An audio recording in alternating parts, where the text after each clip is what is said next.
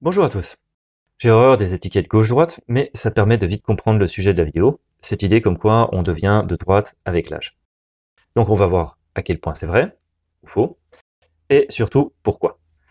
Les études sur le comportement électoral occupent une grande partie de la littérature en sciences politiques. D'ailleurs, les premières études en sciences politiques au XIXe siècle portaient sur le comportement électoral. Prenons une étude sur le choix du vote aux dernières élections présidentielles françaises. Sur ces graphiques, on voit très bien des disparités dans le choix du vote en fonction de l'âge et de la catégorie socio-professionnelle. Là-dessus, il n'y a pas vraiment de nouveauté.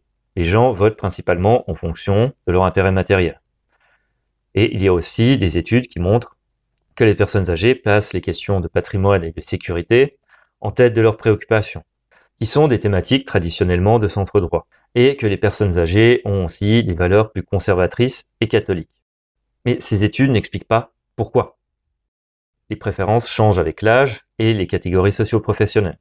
Alors il existe des études qui s'intéressent aux convictions politiques des gens et pourquoi les gens changent de conviction, notamment la politologue Catherine Leclerc, qui a fait des études sur les anciens communistes et la désaffection militante.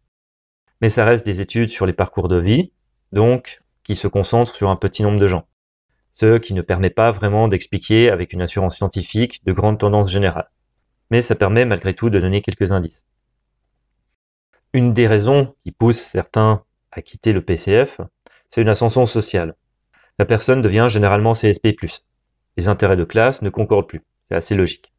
Une autre raison, c'est les thématiques défendues par le PCF, qui étaient trop abstraites ou trop éloignées des préoccupations de ses anciens militants. Une troisième raison sont des considérations idéologiques. Et là, c'est très vaste et très personnel. Ça peut être des conflits de lignes ou simplement parce que la personne a abandonné ses convictions communistes. Donc un premier élément de réponse serait des questions de patrimoine. Le patrimoine augmente avec l'âge et par conséquent, les thématiques fiscales prennent une part plus importante dans le choix du vote. Mais le patrimoine n'augmente pas de manière significative pour tout le monde, et les questions thématiques ou idéologiques sont a priori interchangeables. Si on peut quitter des convictions marxistes avec l'âge, pourquoi on ne pourrait pas y venir non plus? Ensuite, on voit une attitude très marquée entre les habitudes de vote des retraités et le reste de la population. Et il n'y a pas une augmentation massive du patrimoine le jour de passage à la retraite. La réalité, c'est que les retraités sont des gens entièrement financièrement dépendants de l'État, vu que c'est l'État qui paye les retraites. Les retraités vont donc voter pour les partis qui garantissent le mieux les retraites. Et ces gens sont passés très facilement de Fillon à Macron, alors que Macron n'est pas spécialement un conservateur catholique. Et les partis catholiques de Philippe de Villiers ou de Christine Boutin n'ont jamais vraiment percé. Donc l'argument des valeurs conservatrices et catholiques, qui seraient plus fortes chez les catégories âgées, n'est pas vraiment un élément significatif dans le choix du vote. Pour la population active, c'est plus compliqué. Ce sont des gens qui sont parfois dépendants de l'État, mais aussi ponctionnés par l'État, en plus des fonctionnaires qui sont un cas à part. Mais tendanciellement, les revenus augmentent avec l'âge, ce qui favorise des partis qui proposent des baisses d'impôts plutôt qu'une hausse des dépenses sociales. Et ces partis sont classés généralement à droite. Alors qu'à l'inverse, les populations les plus jeunes ont très peu de patrimoine, n'occupent pas des postes importants dans la société et sont principalement financièrement dépendantes de leur famille. Ce qui permet d'avoir des convictions politiques beaucoup plus idéalistes et beaucoup plus radicales. Ou pas de convictions politiques du tout, vu que les liens de dépendance à la société et à l'État sont faibles, ce qui explique aussi une forte abstention. Bon, là on a parlé de choix de vote, de catégories socio-économiques, de patrimoine, mais qu'en est-il des idées politiques ou des convictions politiques? En fait, c'est lié. Ce que les études sur les parcours de vie ont révélé, c'est que les personnes, quand elles étaient étudiantes, avaient des convictions socialistes, voire marxistes. Puis au fur et à mesure de leur carrière professionnelle, celles-ci devenaient de plus en plus libérales économiquement. Notamment, il y a un cas assez marquant d'un étudiant marxiste devenu banquier néolibéral. Pour reprendre une dialectique marxiste, leurs convictions s'opposent à leurs intérêts de classe, par conséquent, leurs convictions s'alignent sur leurs intérêts de classe. Alors, tout n'est pas qu'intérêt matériel, il y a bien sûr des CSP+ communistes et des ouvriers libéraux. Donc il y a des questions de caractère ou d'éducation qui rentrent en compte. Mais c'est loin d'être significatif comparé aux conditions matérielles.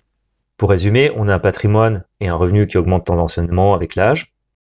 On a une dépendance à l'État qui est très faible au début, variable pendant la vie active et très forte à la retraite, dans une catégorie à part qui est celle des retraités.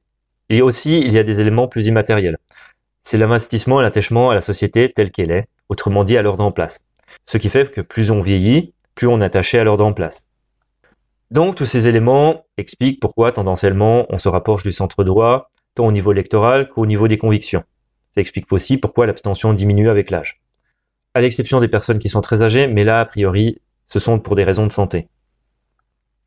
Maintenant, est-ce que ce phénomène s'applique aussi de l'autre côté? C'est-à-dire pour des gens qui seraient royalistes ou nationalistes. Vu qu'on devient moins idéaliste et radical avec l'âge, est-ce qu'on se rapprocherait systématiquement du centre en vieillissant? Alors, gauche et droite, c'est une répartition arbitraire des partis. Ce n'est pas une structure idéologique. Ensuite, il n'y a pas tellement d'études valables sur le sujet et elles concernent principalement la désaffection militante. Et la désaffection militante, c'est une affaire personnelle. Mais pour répondre à la question, non, pas vraiment, mais un peu quand même. Ce que les études électorales ont montré, c'est qu'il y avait un nombre substantiel d'électeurs qui alternaient leur vote entre le RN et LR, mais aussi plus récemment entre Macron et Zemmour. Aussi, les sondages ont montré que les électeurs macronistes et LR partageaient pour un certain nombre les positions défendues par le RN et Reconquête. Ce qu'on peut conclure, c'est qu'il y a cet effet socio-économique d'embourgeoisement au niveau électoral, mais pas au niveau des idées et des convictions politiques.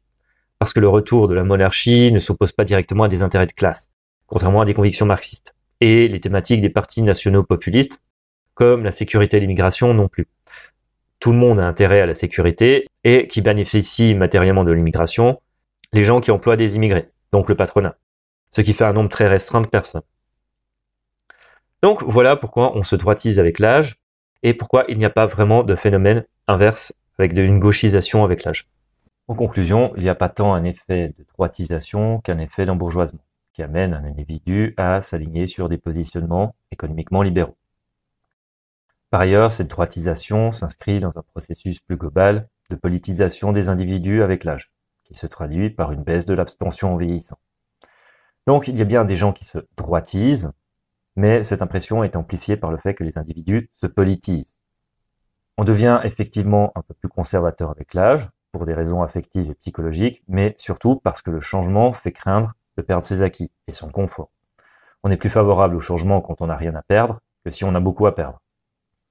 Les retraités sont une catégorie à part, du fait de leur dépendance à l'État. Ceux-ci vont voter en priorité pour les partis qui garantissent le mieux leur pension de retraite. Les convictions politiques et idéologiques sont un facteur encore moins significatif que pour le reste de la population.